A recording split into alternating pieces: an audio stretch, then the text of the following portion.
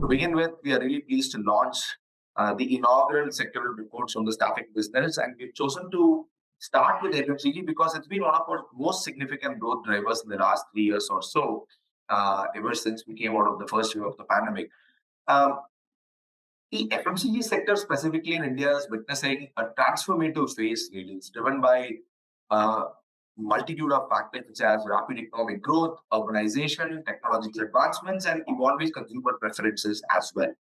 Um, within India's emergence as the fifth largest economy and significant government support as well, the FMCG industry is now predicted to grow at a rate of nearly 15% per annum and touch about $220 billion in the next couple of years, up from the current 167 billion. Uh, it's essential for the sector as a whole to prioritize hiring, minimize attrition, and enhance the workforce productivity. So this is an acronym that we call HAP. These will be the key focus areas for organizations seeking to capitalize on the emerging opportunities and also navigate the market uncertainties effectively. So, in light of this macroeconomic setting and also the microscopic factors which are essential to capitalize on this emerging opportunity, our report is titled Empowering the Essentials, which is a deep dive into India's FMCG workforce. It covers certain critical insights into the evolving landscape of India's FMCG sector, offering the readers, the stakeholders, invaluable strategic guidance into navigating these opportunities and challenges.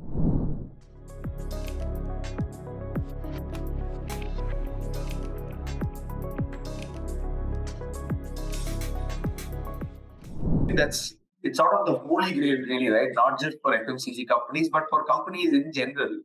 Um, Attrition was pretty muted during COVID, understandably, but post that, there has been a resurgence in attrition because uh, a lot of new companies are coming up, and you know there is a limited supply, but then there is a lot of demand. So essentially, it is driven by supply demand.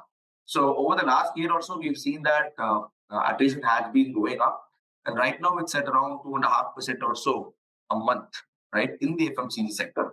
But there are some companies who are doing exceptionally well. They've been able to maintain their attrition below 2%. There are certain companies which are facing runaway attrition at 3-4%, sometimes even 5% per month as well. So what really is the difference?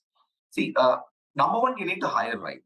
You need to make sure that you are getting people with the right fitment and you're able to set the expectations right upfront, because we've seen that 60% of the attrition is what we call infant attrition. It happens within the first 6 months, unfortunately, right? And this is across all sectors, this statistic.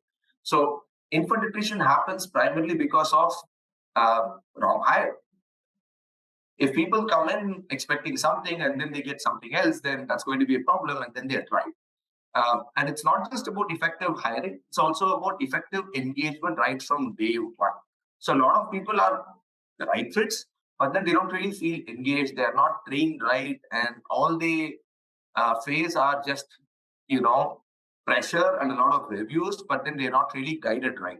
You need to understand that bulk of the workforce is comprised of people doing entry level jobs, right? It's a very very flattish pyramid, if you were to look at it that way. So it's extremely important to hire right, engage right, and also train them right.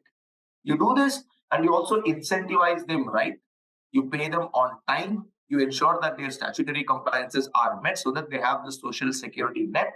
Then that is the holy grail, because those companies who are able to manage their attrition levels at or below 2% are following essentially this as their people strategy.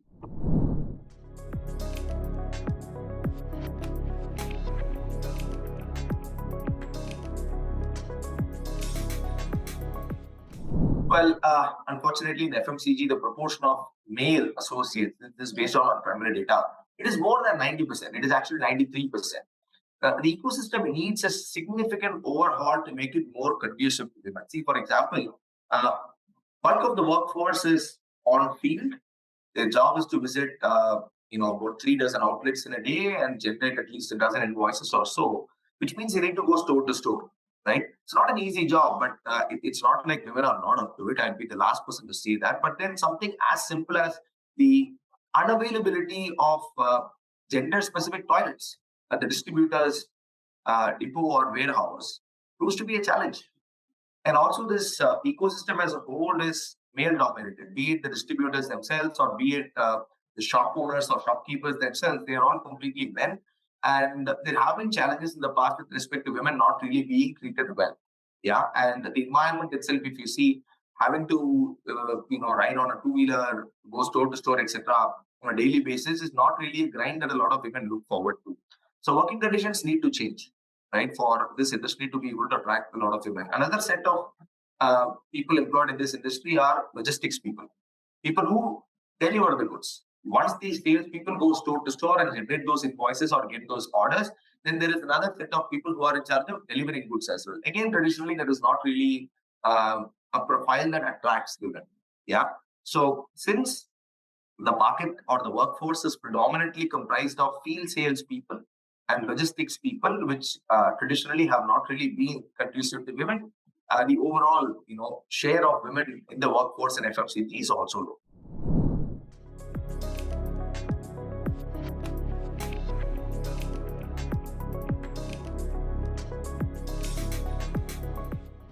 Yeah. I think honestly, there is nothing really specific with respect to the people strategy that's being adopted differently in tier 2 and tier 3 cities versus metro or tier 1 cities. It is just that uh, the supply demand skew is not as bad in tier 2 and tier 3 cities as it is in metro and tier 1 locations. That's about it. That explains primarily why there is this kind of a skew.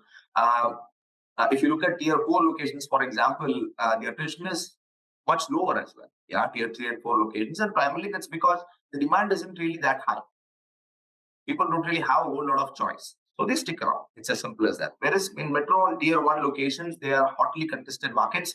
And hence, there will be a lot of demand. And these people are finding it easy to generate jobs. And the thing is, it's not just within FMCG, right? They also have the flexibility to move horizontally in a similar profile to different sectors as well. For example, it's very easy for them to find a job to become a delivery partner with an e-commerce firm as well. It could be an e-commerce firm, it could be a quick commerce firm, it could be a food delivery company, and so on and so forth. So again, the concentration of such jobs is much higher in metro and tier 1 locations than in 2 or 3 or 4 locations. So that exactly is the reason why the be it the average ages or the tenures or the attrition, etc., are that much skewed in metro and tier 1 locations. It's like I said, it's more to do with supply demand and nothing else.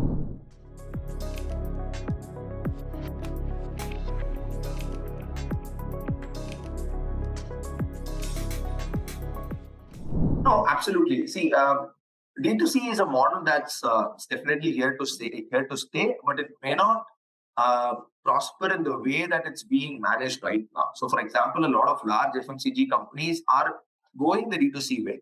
They have their own shop fronts on the website, but then the experience is not really all that great for customers. I mean, imagine I have to go to a large FMCG brand's website. I may not be able to find all categories of products that I need on that one website because there is only so many SKUs that they sell.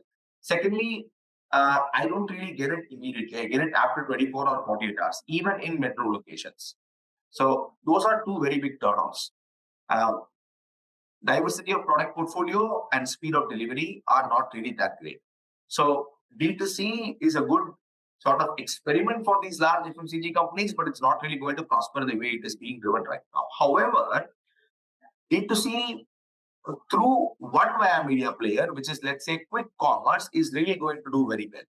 And quick commerce is growing at a very rapid pace, while FMCG as a whole has not really been growing. FMCG, if you see in the year 2023, has taken a beating. They haven't really managed to grow well. But quick commerce as a channel has grown really well. That's because they've been able to switch demand from general trade, that is Kirana stores, towards themselves because consumption patterns are changing. And earlier, uh, during the advent of quick commerce as a model, FMCG companies gave them short shrift.